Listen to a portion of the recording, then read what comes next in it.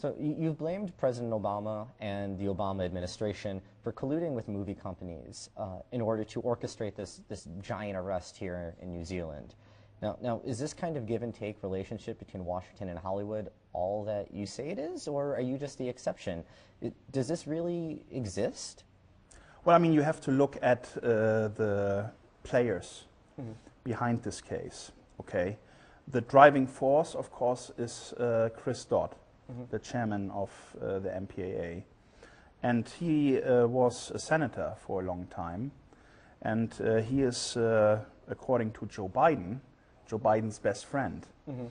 And the state attorney that is in charge of this case has been Joe Biden's personal counsel while he was a senator, Neil McBride, and also worked as an anti-piracy manager for the BSA, Business Software Association, which is basically like the MPAA but for software companies. So, and also the timing is very interesting, the election time, the fundraisers in Hollywood set for February, March, April. And, there had to be some kind of plan B, an alternative for SOPA, because the president certainly was aware and his team in the White House was aware, if they don't have anything to give at those fundraisers to those guys in Hollywood who are eager to, have more control over the internet, he wouldn't probably raise that much. And, Hollywood is a very important contributor to Obama's campaign, not just with money, but also with the media support. They control a lot of media, celebrity endorsements and all that. So, I'm sure the election plays an important role. The relationships of the people that are in charge of this case play an important role. And, of course, we have facts that we want to present at our extradition hearing that will show some more detail about this, and that this is not just some conspiracy theory, but this actually happened. But the U.S. Justice Department wants to extradite you, a German citizen living in New Zealand, operating a business in Hong Kong. They want to extradite you back to the U.S. Now, is that even possible? Well, see, that is a very interesting question, because the extradition law, the extradition treaty in New Zealand doesn't really allow extradition for copyright. So what they did, they threw some extra charges on top, and one of them is racketeering, where they basically say we are a mafia organization and we set up our internet business to basically be an organized crime network that was set up and structured the way it was just to do criminal copyright infringement. And anyone who has ever used Mega Upload or has any idea about how that website worked knows immediately that that is total nonsense. But they needed to chop that on in order to have even a chance for extradition. But in our opinion, you see, all of that, I think, was secondary. The primary goal was to take down Mega Upload and destroy it completely. That was their mission, and that's why the whole thing in Hong Kong, for example, they called it Operation Takedown. And I think everything that's happening now, they're trying on the fly to doctor it around and found a way to find a case. They probably came here and thought, we will find something that these guys have done something wrong. Because in the indictment, if you actually read that, it's more like a press release. There's nothing in there that has any merits. When the raid happened 1 year ago today, it got a lot of people talking. It got a lot of people talking about the internet, and it got a lot of people talking about you, Kim.com. But it was a lot of talking and not so much action, because here it is a year later, and this case is still happening.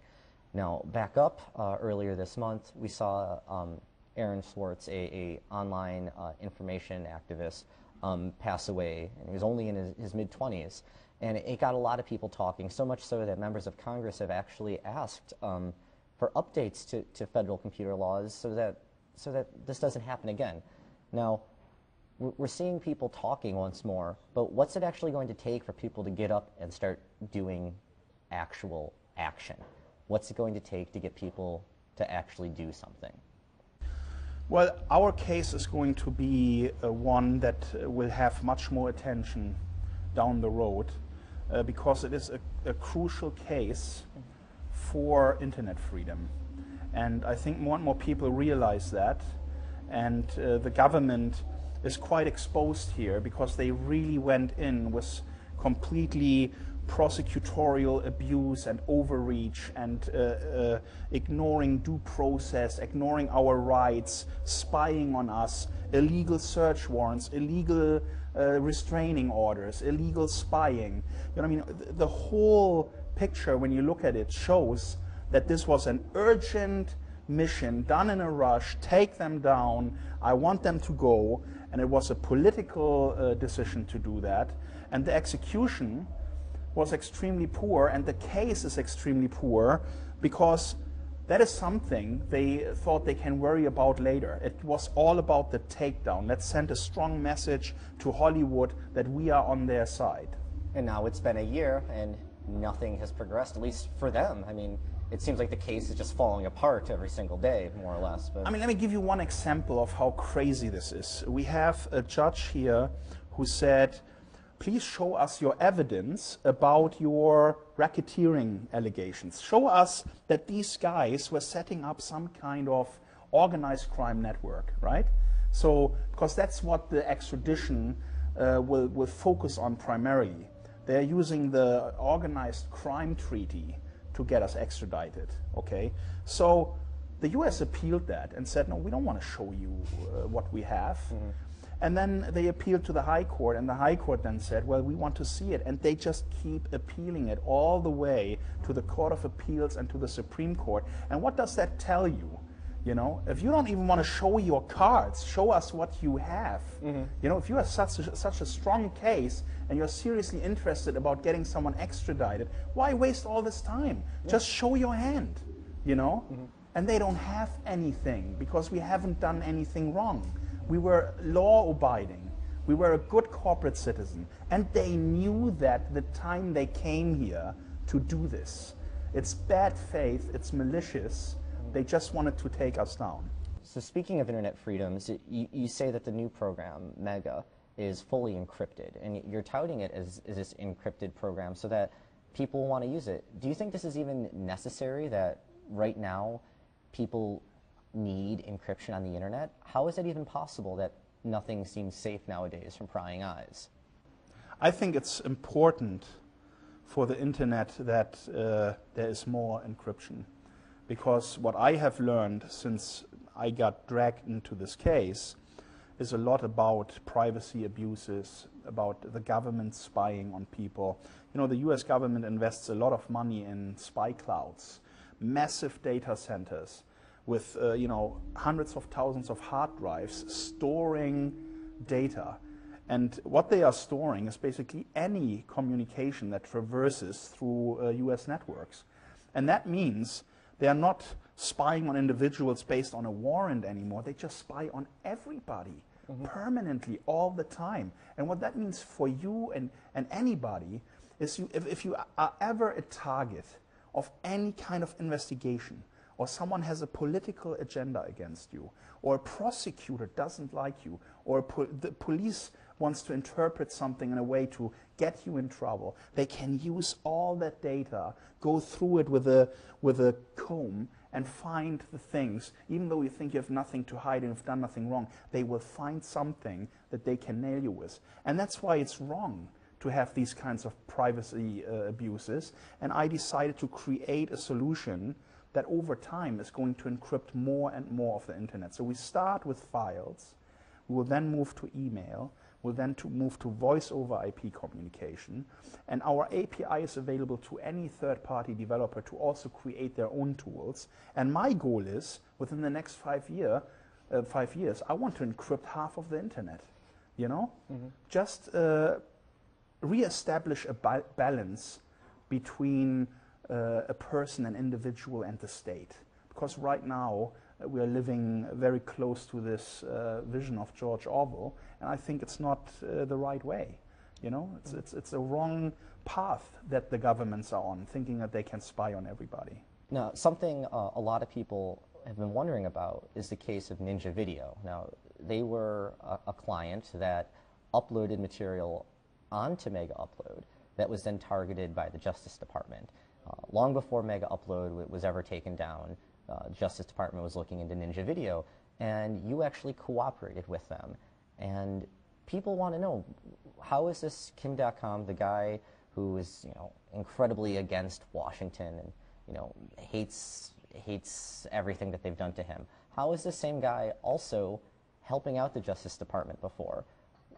Which Kim.com should people think is the real one? Well, let me explain to you how this worked, okay? I was a good corporate citizen. My company was abiding to the laws. If we get a search warrant or we get a request by the government to assist in an investigation, we will comply. And we have always complied. And that is the right thing to do. Because if someone uploads child pornography, if someone uploads terrorist stuff, or anything that, you know, is a serious crime, of course we are there to help, you know. This is our obligation. And I am not for copyright infringement. People need to understand that. I'm against copyright infringement, okay? But I'm also against copyright extremism. And I'm against a business model, the one from Hollywood, that encourages piracy. Mega Upload is not responsible for the piracy problem, you see. It's the Hollywood studios that release a movie in the US and then 6 months later in other parts of the world. And everyone knows that movie is out there. The fans of particular actors want to have it right now, but they are not giving them any opportunity to get access to that content, even though they are willing to pay. And they are looking for alternatives on the internet, and then they find them. See, they are trying to make me responsible for their lack of ability to adopt to a new reality, which is the internet, you know, where everything happens now. It doesn't happen 3 months later. Imagine you go to Wikipedia, you want to find something, research an article, and they will come back in 3 months. You will give it to you then. Okay, if you find another site where you can get that right now, that's where you go, right? Yeah. So it's really their business model that is responsible for this issue. And if they don't adopt, they will be left behind on the side of the road of history, like many others that haven't adopted in the past, you see? Yeah. And what about your skeptics who point out this big playboy lifestyle and this giant elaborate house, and they say that he's not worried about internet freedoms, he's just more concerned with protecting his profits? Well, let me be clear, I'm a businessman, okay? I started Mega Upload as a business to make money, and I wanted to list the company. I'm an entrepreneur, all right? I'm not Aaron Schwartz. Aaron Schwartz is my hero. He was selfless. He is completely the opposite of me, but I'm a businessman. I'm driven by the success of achieving something in the business world, okay? That's not a crime. There's nothing wrong with that. You know, and if you create something that is popular and that people want to use, you automatically make money. And I've always been an innovator. I've always created products that people like. And that's why I am successful. I'm not successful because people have used Mega Upload for copyright infringement. And what everyone needs to understand, there has been massive amounts of legitimate users on Mega Upload. You know, you don't believe that 50 million users a day are all just transferring piracy. That's wrong. A lot of people have used it to back up their data, you know, to send a file quickly to a friend. Young artists have used it to get traction, get downloads, to get known. You know, there was a lot of legitimate use on Mega Upload. It's a dual-use technology, just like the internet. You can go to any ISP right now, anyone who connects customers to the internet. And if they are honest to you and you ask them the question, how much of your traffic is peer-to-peer piracy? Anyone who will tell you less than 50% is lying to your face. This is a problem of the internet and not Mega Upload. So if you weren't doing Mega or Mega Upload, what would you be doing then? If you know, here's this guy, here's this businessman who strives to accomplish success, what would you be doing? Because people see this. I would probably build spaceships and would already be on Mars. All right. So, what happens next, though? Like, what are the chances of Mega being shut down? We already saw that radio stations were pulling out ads. Correct? Did that happen the other day? I heard that radio stations were dropping ads. Yeah. So the content industry is still very emotional about us. We bought radio ads with one of the major networks here for 8 radio stations. Very funny, very cool ads. Promoting our service as a privacy service. And the labels called up the radio station, and one advertiser who is in the movie business called up the radio station and demanded those ads to be taken down, or else they will not buy ads from them anymore. And they were forced because they rely, of course, on that advertising income. And my campaign was comparatively was small in comparison to the amounts that they are spending. So they used their power to interfere in our right to have a media campaign, and an ad campaign. And that just shows you the attitude. It's against the law. They can't do that. That's, that's interfering in our business. And they have done that many times in the past, calling payment processors, calling advertisers, telling them, I don't want you to work with these guys. That's just wrong. If you have an issue with us, go hire a lawyer, sue us, take us to court, and let's see if you have, anything that will give you a judgment against us. But instead, they use their power and their money to get new laws made for them, to lobby politicians, to get the White House to come here and destroy our lives, destroy 220 jobs, hard-working, innocent people, and they don't give a damn about that. They had an agenda that is about more control over the internet. And they made a strategic decision to say, who are we going to take out to send a strong message? And I was the one. So, so what are the chances of Mega being shut down then? I mean, you're only on day 1 right now. How long is it going to take before the government steps in again? And what are you going to do if that happens? Are you prepared to just start all over again? It's been 1 year, and here you are, doing this over again. What happens when Uncle Sam puts his foot down and grinds you into the dirt again? Do you get back up? Well, here's the thing. This startup is probably the most scrutinized when it comes to legal advice. Every single aspect of it has been under the looking glass by our legal team. So we are confident that it's fully complying with the law. And if they come to attack us, it's just going to backfire, exactly like the Mega Upload case did. The shutdown of our site backfired already massively. And it's just going to get worse for them.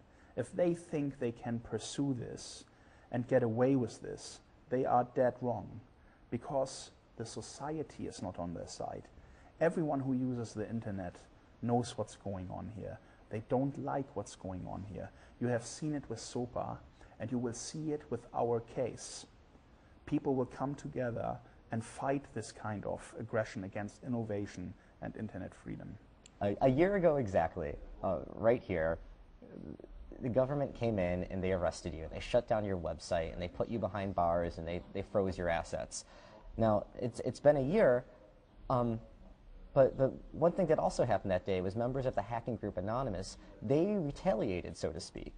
They, in response, they went and they took down the websites for the FBI, for the Motion Picture Association of America, for the Department of Justice, for the Recording Industry Association of America. All of these organizations were all shut down by Anonymous in response to what they did to you. Now, whether it was hundreds of people or thousands of people or tens of thousands of people, these are people you never met and who were so moved by what happened that they had to stand up and do something.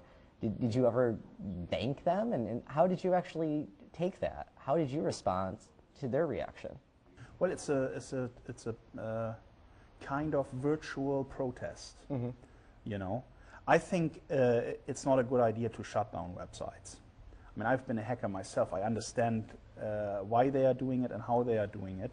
But I think there are better ways to protest, where you organize yourself in a group and do petitions and actually, email congressmen, email your local politicians, let them know about what you don't like, organize your movement rather than attacking. I mean, I was feeling, I had a sense of understanding for them, because everyone has stored so much data on Mega Upload, and when all of a sudden a site like that disappears and billions of files are taken offline, the majority of them perfectly legitimate. You need to understand one thing.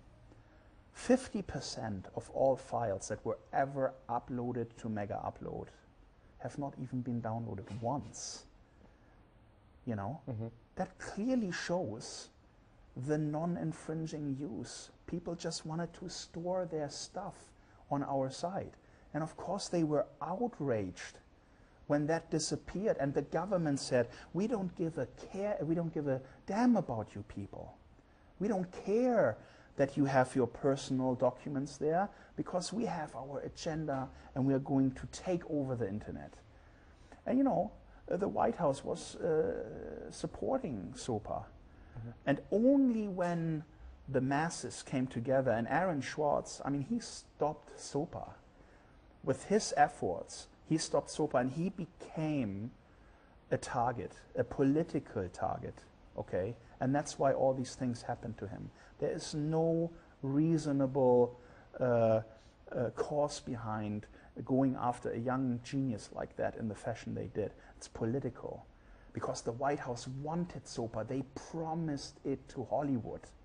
And they failed, and they couldn't go ahead because the White House was afraid if they keep pushing hard and they keep pushing it forward, that the people who opposed it are not going to vote for Obama in the re-election campaign, you see?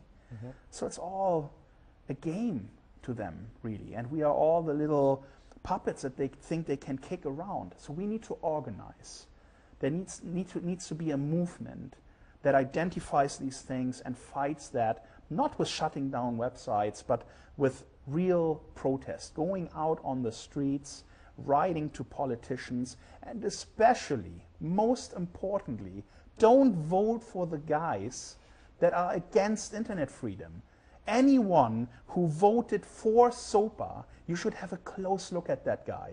Do I want to give him my vote next time around? Because that's the only language politicians understand, is your vote. And if you can bring all these votes together, somehow pooled for internet freedom, you will see all these efforts disappear. Because at the end of the day, they represent the public. The politicians represent the public. And when they have enough pressure, they can't move forward. And SOPA was the best example for that.